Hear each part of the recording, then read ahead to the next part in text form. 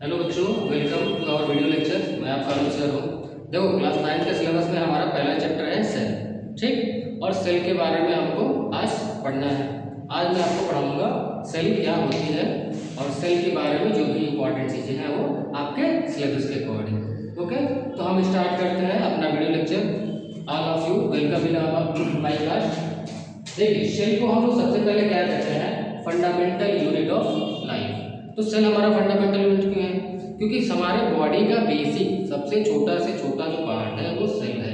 अब वही सारे काम हमारा परफॉर्म करता है। सेल ही हमको क्या करता है, एनर्जी देता है। ठीक, हम जो भी खाना खाते हैं तो सेल के अंदर ही हमको क्या करता है, ऊर्जा देता है। और सेल हमारा सारा काम करता रहता है। ठीक है, अच्छा, जो सेल हमारा है, हाँ, सेल का जो टर्म है, हम काम करते हैं सेल, तो सेल के बारे में क्या है, वो बैटरी वाला सेल तो है नहीं। ये सेल क्या है, दूसरा है। इस सेल का एक लेटिन टर्म, ये क्या है, लेटिन टर्म है हमारा सेल। और लेटिन में इसको हम क्या कहते हैं, स्मॉल स्पेस, या हम कह सकते हैं स्मॉल रूम। जैसे कि हमारे लेटिन में देखिए दिया हुआ टर्म कैसा है, ये लेटिन टर्म, ये क्या है, लेटिन वर्ड है सेल। और सेल का मतलब क्या होता है, स्मॉल स्पेस या स्मॉल रूम। ठीक, और अगर हम डेफिनेशन की बात करें सेल की, तो सेल का डेफिनेशन क्या होता है भाई?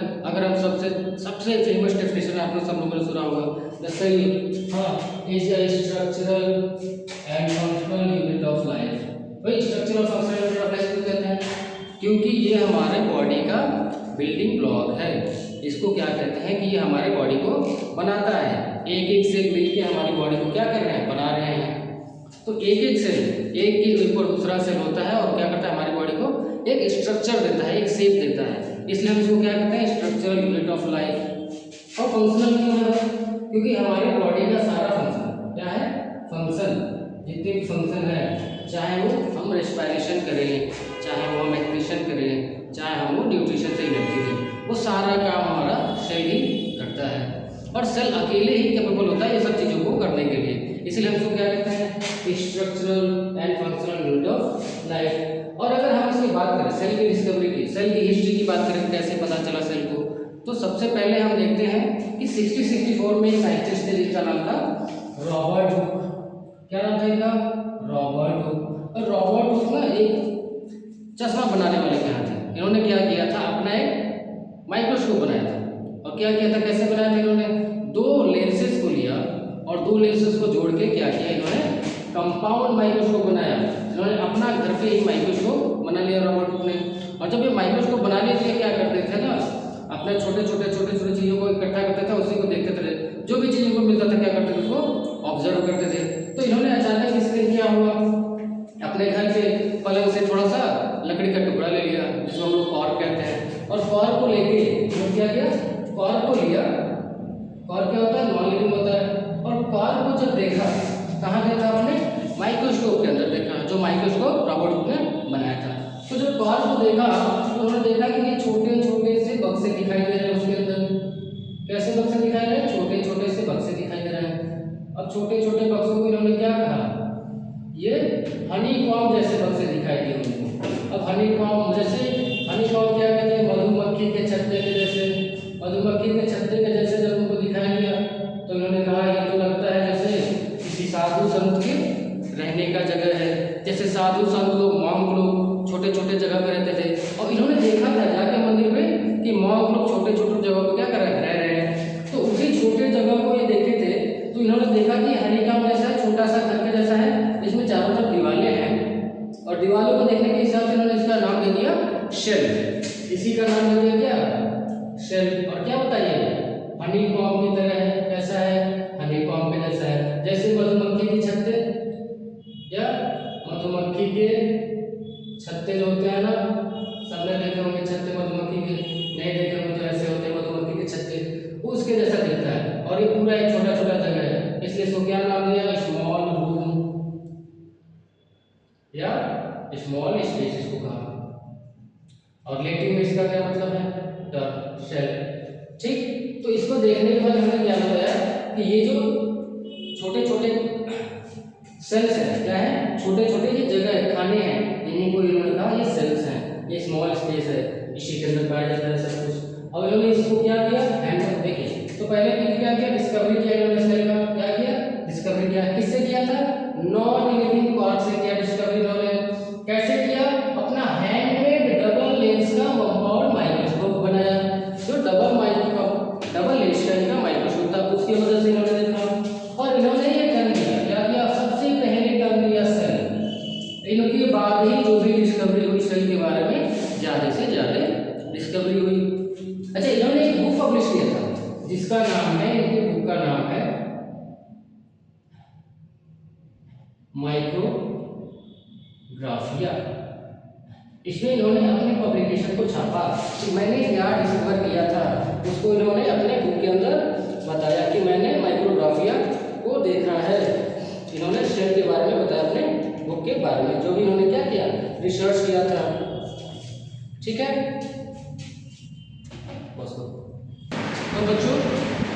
तो बच्चों इन्होंने क्या बताया था, अपने बुक माइक्रोग्राफिया के अंदर अपने सेल के बारे में बताया था, अपनी डिस्कवरी के बारे में बताया था। ठीक है, डिस्कवरी से बताया था। और ये पब्लिश किया था कहाँ पे, ये बुक इन्होंने क्या किया था, पब्लिश किया था माइक्रोग्राफिया, उसके अंदर बताया सेल के बारे में। उसके बाद 1876 में एक साइंटिस्ट थे एंटोनी वॉन लीवेनहॉफ। ये भी बहुत क्यूरियस थे चीज़ों को लेके, बहुत ही क्यूरियस थे। इन्होंने अपना एक लेंस बनाया, सिंपल लेंस बनाया। कैसा लेंस बनाइए, अपना सिंपल लेंस बनाया, एक छोटा सा, जो हम लोग सिंपल लेंस देखते हैं ना अपने घरों पे कहीं भी देखते हैं, दादा दादी जो ज्योतिषी लेके अपना लेंस है, ऐसे इन्होंने एक लेंस बनाया। लेकिन इसकी मैग्नीफिकेशन बहुत ज़्यादा थी। उन्होंने जो लेंस बनाया उसकी मैग्नीफिकेशन बहुत ही ज़्यादा थी। और ये अपना लेंस देखो कहीं भी घूमते रहते थे, कभी पानी में देख लिया, कहीं भी देखते रहते थे। कहाँ कहाँ देखा, पॉन्ड्स के वाटर को देख लेते थे, ठीक, और सॉइल को कभी देखते थे। तो जब ये ऑब्जर्व करते थे तो बार बार जैसे जैसे ऑब्जर्व करते थे, इनको छोटे छोटे छोटे छोटे ऑर्गेनिज्म दिखाई देते थे मूव करते हुए। और ये छोटे ऑर्गेनिज्म को जो देखते थे उनको इन्होंने बताया ये क्या है, माइक्रो ऑर्गेनिज्म है। इनको बताया क्या है, माइक्रो ऑर्गेनिज्म है। इन्होंने माइक्रो ऑर्गेनिज्म बताया। और इन्होंने सबसे पहले लिविंग सेल की डिस्कवरी की थी। इसमें की थी वाटर बॉडीज में। वाटर बॉडीज में जो भी लिविंग सेल है उसको क्या कहते हैं, इन्होंने डिस्कवर किया था।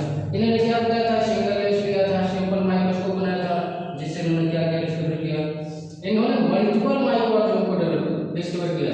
मल्टीपल माइक्रो ऑर्गेनिज्म को इन्होंने क्या देखा अपने लेंस के द्वारा, और उसको क्या बताया, दुनिया को बताया। और दुनिया को बताया, इसलिए उनको कहा जाता है father of microbiology. Antonie van Leeuwenhoek को बोला जाता है फादर ऑफ माइक्रोबायोलॉजी। और उन्होंने लिविंग सेल की भी डिस्कवरी की थी। किसकी डिस्कवरी की, लिविंग सेल की डिस्कवरी की, और उनको फादर ऑफ माइक्रोबायोलॉजी भी कहा जाता है। ठीक है, उसके बाद जो काफी समय बाद सेल पे बहुत सारा काम होता रहा। 1834 में एक साइंटिस्ट थे रॉबर्ट ब्राउन। इन्होंने क्या किया था, सेल को बताया। सेल के अंदर जो छोटा सा बताया था, उन्होंने सेल को देखा। क्या देखा, सेल को देखा और बताया कि सेल के अंदर एक सेंट्रली बहुत ही बड़ा सा स्ट्रक्चर पाया जा रहा है। सेल के बीच के अंदर स्ट्रक्चर पाया जा रहा है। इसको इन्होंने क्या बताया, न्यूक्लियस बताया। कुछ इस तरह से इन्होंने बताया कि सेल के अंदर बड़ा सा स्ट्रक्चर है। क्या है, बड़ा सा स्ट्रक्चर है। उसको इन्होंने क्या कहा, न्यूक्लियस कहा था। और इसको हम लोग क्या कहते हैं, कैरियोन। न्यूक्लियस को क्या कहते हैं, कैरियोन कहते हैं। इन्होंने किया। और इन्होंने एक और चीज बहुत बड़ी इंपॉर्टेंट बताई थी, जिसको कहते हैं ब्राउनियन मोशन। इन्होंने बताया था ब्राउनियन मोशन। कैसे कोलाइडल सॉल्यूशन में ब्राउनियन मोशन होता है, किसके अंदर होता है, कोलाइडल सॉल्यूशन के अंदर होता है ब्राउनियन मोशन। तो इन्होंने दो चीजें बताई हमको, क्या क्या, न्यूक्लियस की डिस्कवरी की और क्या बताया, ब्राउनियन मोशन को बताया। देन उसके बाद 1839 में हमें दो साइंटिस्ट दिखाए थे। एक का नाम है एमजे स्लाइटन और दूसरे का नाम है थियोडर स्वान। इन्होंने एक साथ मिलकर सेल की थ्योरी दी। अब सेल थ्योरी क्या है, कि सेल की थ्योरी इन्होंने दी और इन्होंने क्या किया, बताया। क्या बताया कि cell are the basic structural and functional unit. इन्होंने ही बताया क्या है, basic structural and functional unit किसका है, लाइफ का है। किसका, ऑफ लाइफ या ऑर्गेनिज्म का, किसी का भी कह सकते हैं। तो सेल क्या हो जाएगा, basic structural and functional unit of life. और उसी को उन्होंने क्या एक्सप्लेन किया था, building block of all organisms. Cell क्या है, बिल्डिंग ब्लॉक है, सारे ऑर्गेनिजम्स का क्या है, बिल्डिंग ब्लॉक है। मतलब कि सारे ऑर्गेनिज्म मिलके ही, सारे ऑर्गेनिज्म क्या होते हैं, सेल से ही मिलके बने होते हैं। सेल से, जैसे हमारे घरों में ना दीवारें होती हैं, ईंट हम लोग लगाते हैं घर में, घर बनाते हैं क्या होते हैं, एक एक ईंट लगाया, एक एक ईंट लगाकर बहुत बड़ा सा घर बना दिया। लेकिन घर किससे बना है, ईंट से ही बना है। वैसे ही इन्होंने बताया था like the brick of house, घर की दीवारों के जैसे क्या है, ये बिल्डिंग ब्लॉक का काम कर रहा है हमारा सेल। इसका काम कर रहा है, बिल्डिंग ब्लॉक का काम कर रहा है। तो किसने दिया सेल जी ने, स्लाइडर है, स्वान ने, एमजे स्लाइडर है, जियोडर स्वान ने दिया था। क्या दिया, सेल थियरी। सबसे इंपॉर्टेंट चीज उन्होंने दी थी सेल थियरी। क्या बताया, basic structure and function unit of life है, बिल्डिंग ब्लॉक ऑफ ऑर्गेनिज्म है, और क्या है, ब्रिक ऑफ द हाउस है। जैसे कि हमारे घर की दीवारें होती हैं, उसमें ईंट होता है, जो ईंट बनाता है, सबको बनाता है, घर को बनाता है हमारे, वैसे ही क्या है, सेल